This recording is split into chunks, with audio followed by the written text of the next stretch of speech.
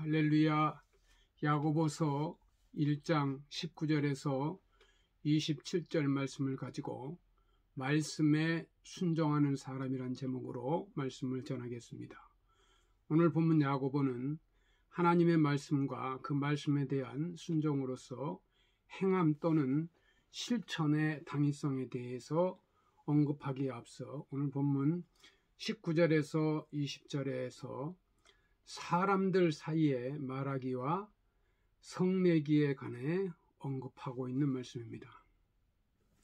내 사랑하는 형제들아, 너희가 알지니 사람마다 듣기는 속히 하고 말하기는 더디하며 성내기도 더디하라. 사람이 성내는 것이 하나님의 의를 이루지 못함이라. 여기서 말하기란 첫째로는 듣기는 속히 하고 말하기는 더디하라 한 것처럼 남의 말을 잘 들어본 후에 말하지 않고 성급히 말해버리기를 잘하는 것을 가리키는 말입니다. 둘째로는 뒤따른 21절에서 그러므로 모든 더러운 것과 넘치는 악을 버리고 했듯이 주로 더러운 말이나 악한 말을 하는 것이라고 볼 수가 있습니다. 말하기를 더디하며 성내기도 더디하라 라고 합니다. 이 말하기와 성내기를 나란히 언급하고 있는 것은 이 더러운 말이나 악한 말이 주로 성낼 때 나오기 마련이기 때문입니다. 본문 20절에 사람이 성내는 것이 하나님의 의를 이루지 못함이라 한 것은 왜 말하기를 더디하며 성내기도 더디하라는 것인지 그 이유를 제시하고 있는 것입니다. 화를 내며 성급히 말하고 더군다나 더럽고 악한 말을 막 쏟아내 붓는 것은 결코 하나님의 의를 이루지 못할 것이기 때문입니다. 여기서 하나님의 의를 이룬다는 말은 하나님을 기쁘시게 한다는 의미로 이해하면 됩니다. 사람들은 보통 성을 내며 거친 말을 내뱉는데 남의 잘못을 지적하고 바로잡으며 의를 세우기 위함이라고 주장할 때가 많습니다. 예수 믿는 사람들도 화를 내며 거친 말을 토해낼 때에는 하나님의 의를 지키기 위해서라고 강변할 때가 많습니다. 그러나 오늘 본문 말씀은 그렇게 성을 내는 것이 결코 하나님을 기쁘시게 하지 못한다고 분명히 가르치고 있습니다. 성경은 특히 이 구약 성경은 도처에서 성을 잘 내고 말을 해프게 하는 것은 미련한 짓이요 냉철하며 말을 아끼는 것은 지혜로운 일임을 반복하여 가르치고 있습니다. 잠언의 말씀을 보면 말이 많으면 허물을 면하기 어려우나 그 입술을 제어하는 자는 지혜가 있느니라. 잠언 10장 19절 말씀입니다. 입을 지키는 자는 자기의 생명을 보존하나 입술을 크게 벌리는 자에게는 멸망이 오느니라. 잠언 13장 3절 말씀입니다. 말을 아끼는 자는 지식이 있고 성품이 냉철한 자는 명철하니라. 미련한 자라도 잠잠하면 지혜로운 자로 여겨지고 그의 입술을 닫으면 슬기로운 자로 여겨지느니라. 잠언 17장 27절 28절 말씀입니다. 미련한 자는 명철을 기뻐하지 아니하고 자기의 의사를 드러내기만 기뻐한다 그랬습니다. 잠언 18장 2절 말씀입니다. 사연을 듣기 전에 대답하는 자는 미련하여 욕을 당하느니라. 잠언 18장 13절 말씀입니다. 노하기를 더디하는 것이 사람의 슬기요 허물을 용서하는 것이 자기의 영광이니라. 잠언 19장 11절 말씀입니다. 전도서 7장 9절에 보면 급한 마음으로 노를 바라지 말라. 노는 우매한 자들의 품에 머무름이자 합니다. 사도 바울은 에베소서 4장 26절 27절 말씀에서 분을 내어도 죄를 짓지 말며 해가 지도록 분을 품지 말고 마귀에게 틈을 주지 말라고 쓰고 있습니다. 본문 19절 20절 말씀해 보니까 18절에서 21절 이하의 말씀 사이에서 21절 첫머리에 그러므로라고 하는 것은 19절과 20절 말씀과 21절 이하의 말씀 사이는 어떤 논리적인 그 연관성이 있음을 말하는 것입니다. 어떤 논리적인 연관성입니까? 21절에서 보면 그러므로 모든 더러운 것과 넘치는 악을 내버리고 너희 영혼을 능히 구원할 바 마음에 심어진 말씀을 온유함으로 받으라 한 것은 사람이 성 잘 내며 급하게 말하고 거친 말을 잘하는 것은 그 마음속에 하나님의 말씀이 가득 차 있지 않고 모든 더러운 것과 악이 넘치기 때문임을 밝히고 있다고 볼 수 있습니다. 따라서 21절 말씀에 보면 성내지 않을 수 있고 성을 내도 말을 성급하게 함부로 하지 않을 수 있기 위해서는 우리 속에 있는 모든 더러운 것과 넘치는 악을 내버리고 그 안에 하나님의 말씀을 받아들여야 한다는 해결책을 가르쳐주는 말씀이기도 합니다. 이것을 또 뒤집어서 생각하면 하나님의 말씀을 마음과 입술에 채워야 할 하나님의 백성들이 더러운 말, 악한 말, 마음과 입술에 담아서는 안 될 것들을 가리키기도 합니다. 달리 말하면 신앙생활과 언어 습관에는 밀접한 관계가 있다는 말씀입니다. 21절 끝에서 너희 영혼을 능히 구원할 바 마음에 심어진 말씀을 온유함으로 받으라 했는데 여기서 말씀을 받는다는 것은 말씀이 우리의 삶의 모든 부분에 있어서 영향을 주게 하라는 뜻으로 이해해야 할 것입니다.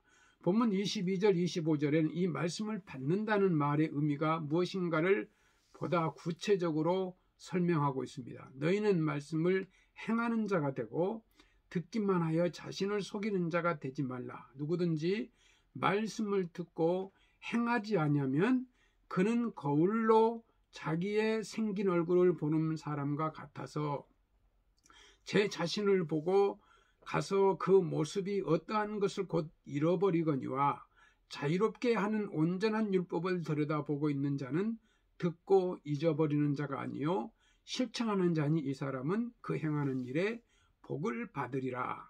22절에서는 너희는 말씀을 행하는 자가 되고 듣기만 하여 자신을 속이는 자가 되지 말라 함으로써 말씀을 받는다는 것에 그저 듣기만 하는 것이 아니라 행하고 실천하는 것이며 그렇게 하지 않으면 자기 자신을 속이는 것이라고 밝히고 있습니다. 자신을 속이는 자가 되지 말라는 그것은 그저 말씀을 듣는 것으로만 참 믿음을 가졌고 하나님 앞에서 의로운 것으로 착각하지 말라는 말씀입니다. 23절 24절 말씀에 보면 듣기만 하고 행하지 않는 사람은 비유적으로 설명하기를 누구든지 말씀을 듣고 행하지 아니하면 그는 거울로 자기의 생긴 얼굴을 보는 사람과 같아서 제 자신을 보고 가서 그 모습이 어떠한 것을 곧 잊어버리거니와 라고 합니다. 거울을 통해 자기 얼굴을 보고 더럽거나 흉하게 뭐가 묻었다든가 하면 그 얼른 지우든가 씻든가 해야지 돌아서서는 곧 잊어버리는 것처럼 어리석은 것이 어디 있겠습니까? 그런데 말씀을 듣기만 하고 행하지 않는 사람은 바로 그런 사람이라는 것입니다. 내가 그런 사람을 아닌지 각자 한번 곰곰이 돌이켜 생각해 보아야 합니다. 거울을 통해 제 자신을 보고 가서 그 모습이 어떠한 것을 곧 잊어버렸다는 것은 하나님의 말씀을 피상적으로 읽거나 듣고 마음에 새기지 않는 것을 말합니다. 25절은 이에 반대되는 사람, 즉 하나님의 말씀을 듣고는 잃어버리지 않고 실천하는 사람에 관해 말씀하고 있습니다. 자유롭게 하는 온전한 율법을 들여다보고 있는 자는 듣고 잃어버리는 자가 아니요 실천하는 자니 이 사람은 행하는 일에 복을 받으리라. 자유롭게 하는 온전한 율법을 들여다보고 있는 자라고 했는데 율법을 들여다보고 있다는 것은 하나님의 말씀을 피상적으로 읽거나 듣지 않고 마음에 새기는 것을 말합니다. 자유롭게 하는 온전한 율법이라고 했는데 우선 이 온전한 율법이라는 것은 구약에 계시되고 예수 그리스도에 의해 해석된 하나님의 뜻으로 이해할 수 있을 것입니다. 그 진리를 깨달아 알 때 우리가 자유로워질 수 있다는 것이 뜻으로 자유롭게 하는 온전한 율법이라고 했을 것입니다. 즉 율법은 예수 그리스도의 가르침, 빛, 아래에서만 온전히 이해될 수 있다는 것이고, 우리는 오직 예수 그리스도의 은혜로 인하여 율법의 안성을 이룰 수 있다는 것입니다. 그리스도 없는 율법은 우리를 노예되게 하는 것이지만 예수 그리스도에 의해서 우리는 율법의 멍에로부터 자유로울 수 있을 뿐만 아니라 율법을 통해서 베푸시는 하나님의 은혜를 누릴 수 있게 되는 것입니다. 사도 요한은 요한복음 8장 31절 36절에서 증언하기를, 예수님께서 자기를 믿는 유대인에게 말씀하시며 너희가 내 말에 거하면 참으로 내 제자가 되고 진리를 알지니 진리가 너희를 자유케 하리라. 아들이 너희를 자유롭게 하면 너희가 참으로 자유로우리라. 사도 바울은 로마서 8장 2절에서 그리스도 안에 있는 이 생명의 성령의 법이 죄와 사망의 법에서 너를 해방하였음이라 합니다. 21절에서 말씀을 받으라로 시작해서 22절에서부터 25절에는 말씀을 행하라로, 야고보는 이제 본문 26절 27절에서는 그 실제적인 적용에 관한 언급으로 본문 말씀을 마칩니다. 즉 구체적으로 어떻게 하는 것이 우리가 실제적으로 말씀을 행하는 것인지를 세 가지로 말하고 있습니다. 첫째는 자기 혀를 재가 물릴 줄 알고 자기 마음을 속이지 않는 것입니다. 야고보는 26절에서 누구든지 스스로 경건하다 생각하며 자기 혀를 재갈 물리지 아니하고 자기 마음을 속이면 이 사람의 경건은 헛것이라 하는데, 이것은 본문 첫 절에서 사람마다 듣기는 속히 하고 말하기는 더디하라 한 것과 딱 맞는 말씀입니다. 둘째는 도움이 필요한 형제 이웃을 돌보는 것입니다. 27절 상반절에 보면 하나님 아버지 앞에서 청결하고 더러움이 없는 경건은 곧 고아와 가부를 그 환난 중에 돌보는 것이라고 합니다.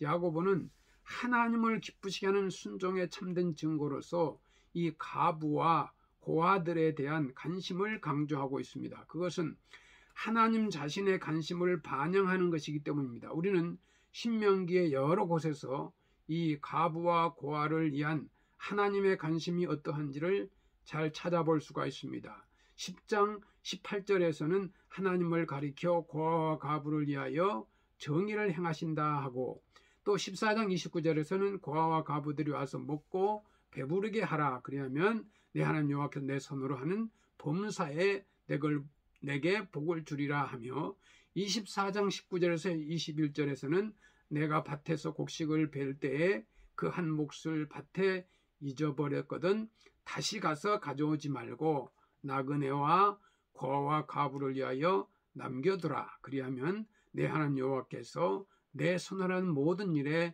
복을 내리시리라.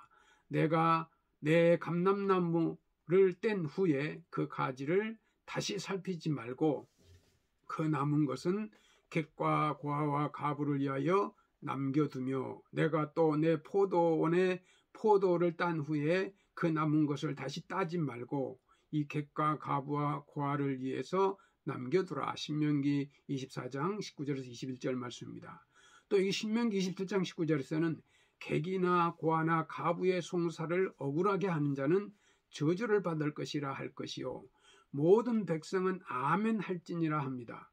시편 68편 5절에서도 거룩한 초소에 계신 하나님은 고아의 아버지시며 가부의 재판장이시라고 합니다. 셋째는 세속에 물들이지 않도록 자기를 지키는 것입니다. 27절 하반절에 야고보는 또 자기를 지켜 세속에 물들지 아니하는 그것이니라고 합니다. 사도 바울도 로마서 12장 12절에서 너희는 이 세대를 본받지 말고 오직 마음을 새롭게 함으로 변화를 받아 하나님의 선하시고 기뻐하시고 온전하신 뜻이 무엇인지 분별하도록 하라 했습니다. 물론 이에 세 가지가 참된 경건, 즉 참된 믿음의 전부이거나 가장 핵심적이고 중요한 것이라는 말은 아닙니다. 그것들은 단지 이스라엘 백성들에게 늘 익숙한 평소의 교훈과 권면에 속하는 것들입니다.